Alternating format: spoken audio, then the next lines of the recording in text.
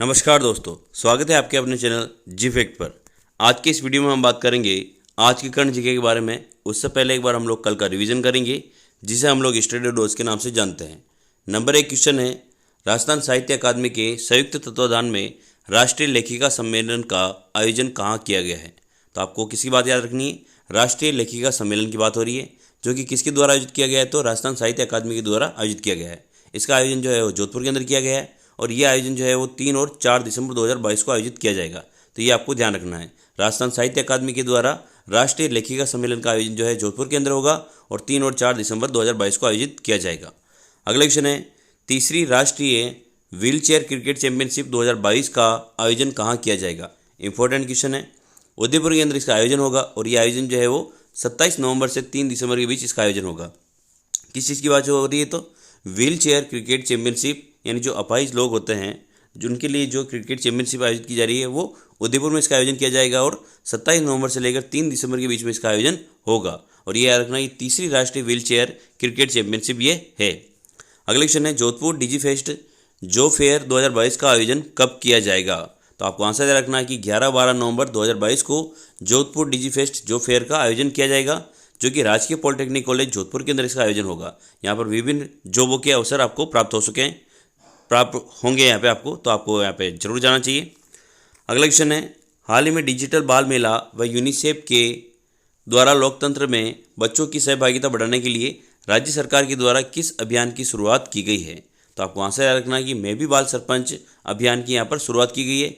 ये अभियान किसके द्वारा चलाया जा रहा है, तो ये यूनिसेफ के द्वारा चलाया जा रहा है, ये आपको ध्यान रखना है। और ये किस लिए चलाया जा रहा है, तो बच्चों की सहभागिता बढ़ाने के लिए ये लोकतंत्र में इसके लिए इस अभियान को चलाया जा रहा है। मैं भी बाल सरपंच। अगला क्वेश्चन है, मुख्यमंत्री श्री अशोक गहलोत ने राज्य में किन किन स्थानों पर नवीन न्यायालयों की स्थापना की है। तो आपको काफ़ी इंपॉर्टेंट क्वेश्चन है, ये आपको जरूर ध्यान रखना है। रेणी अलवर के अंदर एक नवीन न्यायालय खोला गया है, साथ ही खंडेला सीकर के अंदर और छत्तरगढ़ बीकानेर के अंदर। रेणी अलवर, खंडेला सीकर और छत्तरगढ़ बीकानेर, ये आपको रिवीजन करना है बार बार इसको, ताकि ये आपको याद रहे। रेणी अलवर, खंडेला सीकर और छत्तरगढ़ बीकानेर।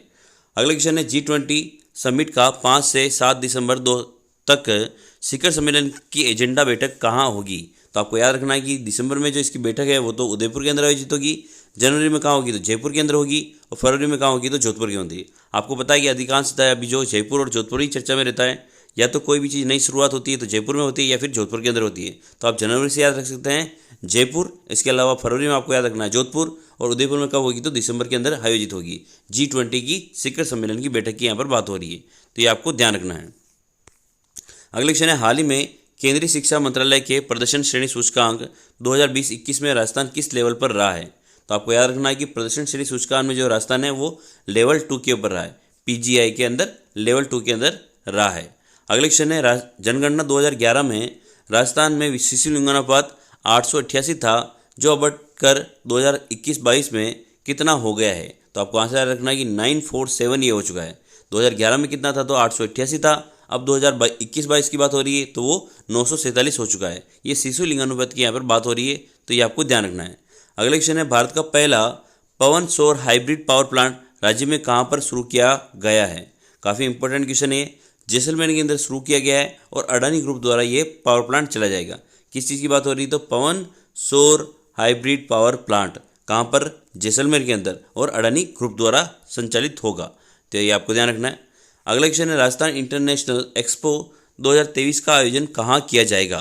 तो आपको आंसर याद रखना है कि जोधपुर के अंदर इसका आयोजन होगा, जो कि 11 से 13 मार्च 2023। यहाँ पर आपको ये भी याद रखना है कि जॉब फेयर का आयोजन भी यहाँ पर किया जा रहा है, तो ये भी आपको यहाँ पे ध्यान रखना है, ठीक है ना। और राजस्थान इंटरनेशनल एक्सपो का आयोजन भी कहाँ होगा तो जोधपुर के अंदर होगा। कब होगा तो 11 से 13 मार्च 2023 को, यानी अगले साल इसका आयोजन किया जाएगा, ये आपको ध्यान रखना है। अब हम लोग करेंगे आज की करंट क्वेश्चन।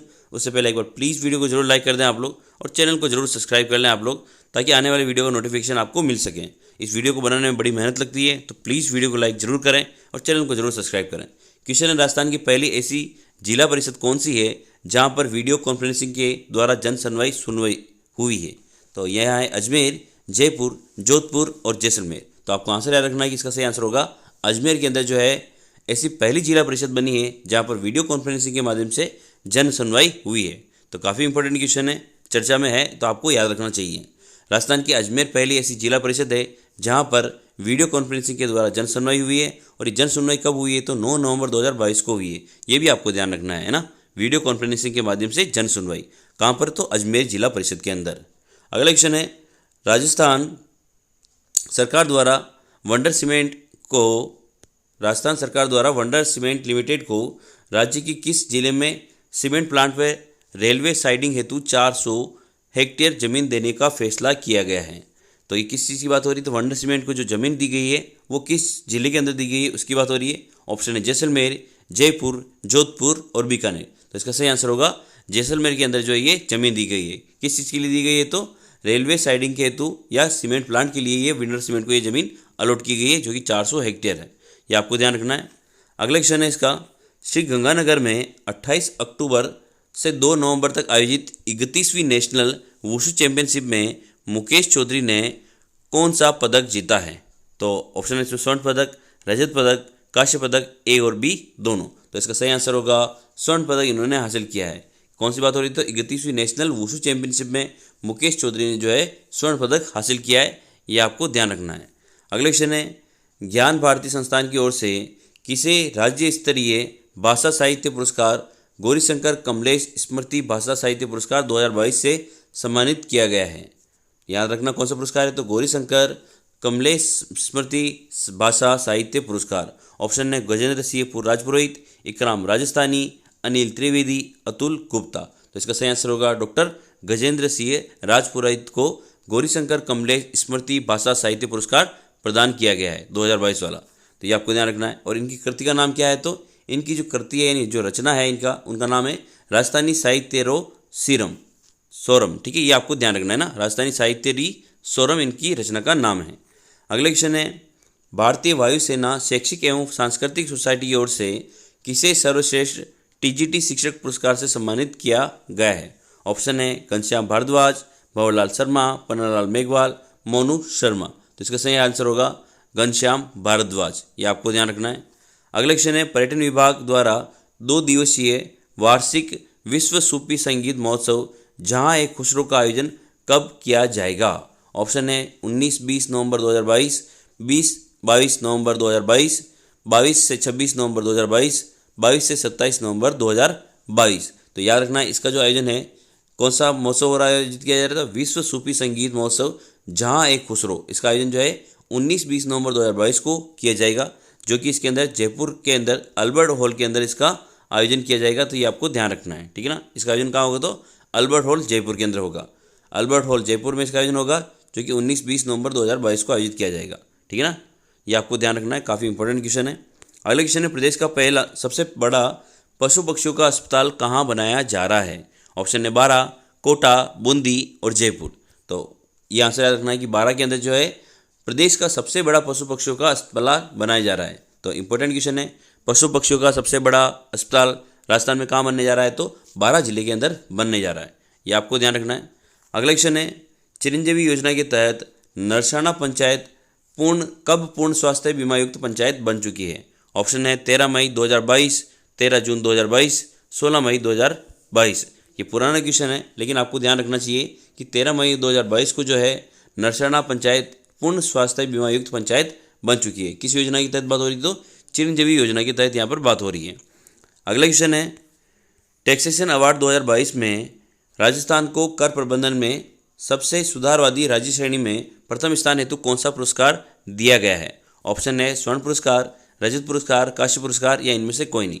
तो बात किसकी हो रही है? जो टैक्स कलेक्शन किया है हमारे राजस्थान ने, उसमें राजस्थान का जो कौन सा स्थान आया? तो स्वर्ण पुरस्कार राजस्थान को मिला है और प्रथम स्थान राजस्थान ने हासिल किया है। कर प्रबंधन में सबसे सुधारवादी राज्य श्रेणी में प्रथम स्थान प्राप्त किया है और उन्होंने स्वर्ण पुरस्कार प्राप्त किया है। तो ये आपको ध्यान रखना है। टैक्सेशन अवार्ड 2022 में राजस्थान को कर प्रबंधन में सबसे सुधारवादी राज्य श्रेणी में प्रथम स्थान हेतु स्वर्ण पुरस्कार दिया गया है और कुल मिला के राजस्थान को जो है 2 अवार्ड प्रदान किए गए हैं। ये भी आपको ध्यान रखना है। अगला क्वेश्चन है, हाल ही में राजस्थान उपभोक्ता कल्याण कोष के लिए स्थायी कमेटी का गठन किया गया है। इसका सदस्य किसे बनाया गया है? ऑप्शन है सीपी शर्मा, लक्ष्मण व्यास, अतुल गुप्ता और मुकेश चौधरी। तो इसका सही आंसर होगा सीपी शर्मा। किसकी बात हो रही है? तो राजस्थान उपभोक्ता कल्याण कोष के लिए स्थायी कमेटी का सदस्य नियुक्त किया गया है सीपी शर्मा को। तो ये आपको ध्यान रखना है। इन्हें 2 वर्ष के लिए सदस्य बनाया गया है, ये भी आपको ध्यान रखना है। अब हम लोग करेंगे क्विज क्वेश्चन। इसका आंसर आपको कमेंट सेक्शन में लिखना है। आपने अगर वीडियो को यहाँ तक देखा है तो दिल से आपका धन्यवाद है और वीडियो को प्लीज़ लाइक करें। राजस्थान की पहली ऐसी जिला परिषद कौन सी है जहाँ पर वीडियो कॉन्फ्रेंसिंग के द्वारा जन सुनवाई हुई है? तो आंसर को कमेंट सेक्शन में लिखना आपको। अगले क्वेश्चन है, ज्ञान भारती संस्थान की ओर से किसे राज्य स्तरीय भाषा साहित्य पुरस्कार गौरीशंकर कमलेश स्मृति भाषा साहित्य पुरस्कार 2022 से सम्मानित किया गया है? तो इन दोनों के आंसर आपको कमेंट सेक्शन में लिखना है। वीडियो को प्लीज़ लाइक करें, चैनल को जरूर सब्सक्राइब करें, वीडियो को शेयर करना नहीं भूलें। जय हिंद।